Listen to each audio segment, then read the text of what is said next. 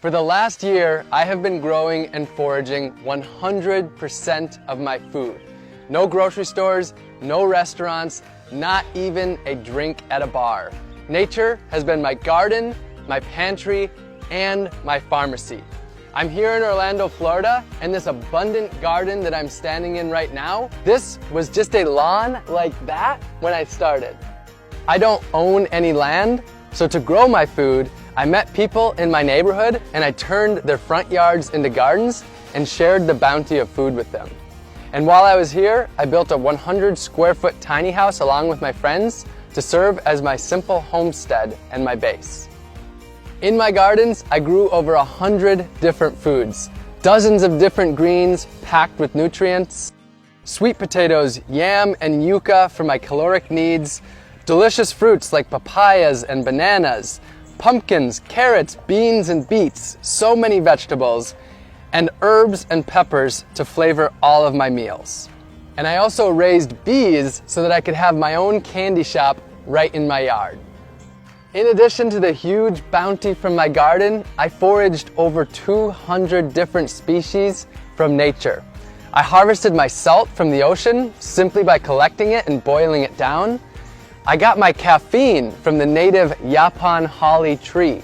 Not only was I my own grocery store, I was also my own pharmacist.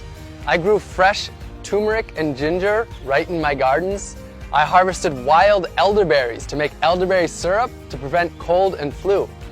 I harvested reishi mushrooms and different medicinal teas, and also grew moringa, also known as the vitamin tree.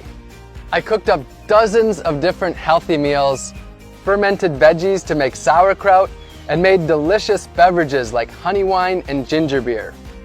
I whipped up delicious desserts and ate the healthiest of my entire life. And I even grew my own toilet paper. This project wasn't just about growing and foraging all of my own food though. It was about empowering others to grow their own food, to take back power from big ag, and ultimately to take back their health and grow their communities. So during this time, I started a few community initiatives.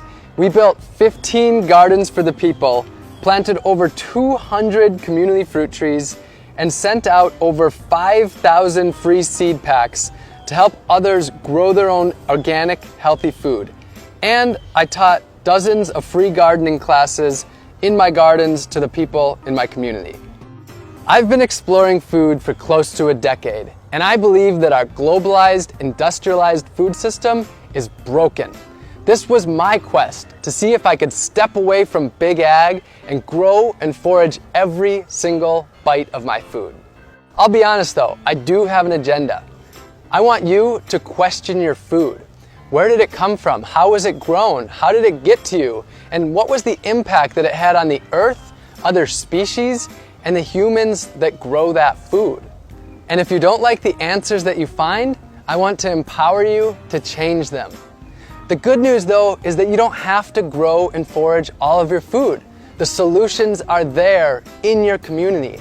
You can grow a little bit of your own food, maybe an herb garden on your windowsill, or some pots of tomatoes and basil on your balcony, or a raised bed in your front yard.